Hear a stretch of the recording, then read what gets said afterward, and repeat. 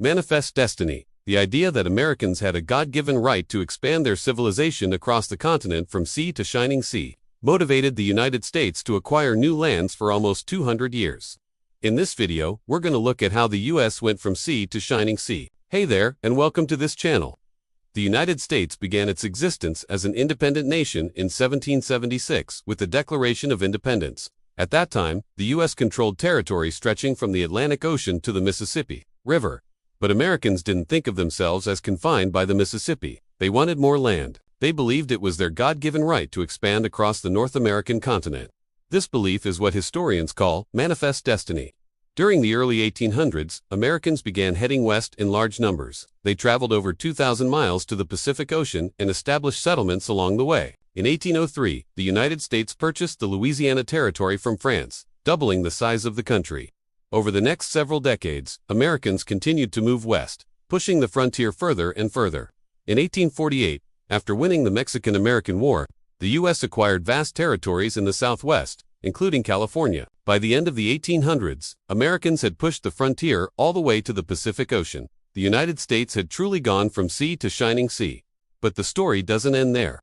After the turn of the century, Americans continued to migrate to new territories. Between 1900 and 1945, the U.S. went from sea to shining sea again, this time through the construction of two monumental projects. The first was the Panama Canal, which connected the Atlantic and Pacific Oceans. The second was the Alaska Railroad, which stretched from the port of Seward on the coast of the Pacific Ocean to the mining camps of the interior. These two projects, along with the completion of the Transcontinental Railroad in 1869, linked the nation together and facilitated the flow of people and goods across the country. In order to facilitate westward expansion, the United States government implemented a series of policies.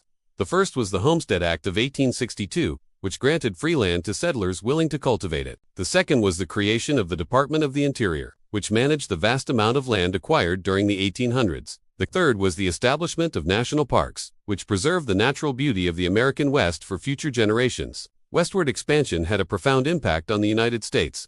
It led to the growth of the nation's population, economy, and industry. It also led to the displacement and mistreatment of Native Americans.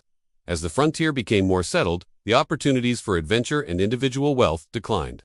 By the mid-1900s, the United States had gone from sea to shining sea, and today, the country's borders are more or less fixed. The era of westward expansion may be over, but its impact on the United States is still felt today. Okay, that's what we're doing here. We're trying to make history come alive for you. And in order to do that, we need to tell the stories of the people who lived it. And that's where you come in. You can help us tell these stories by supporting us through a platform. When you support us, you're not only helping us create more content, but you're also helping us reach more people with our message. So if you love history and you want to help us share it with the world, then please consider supporting us. Alright, that's it for this video. Thanks for watching.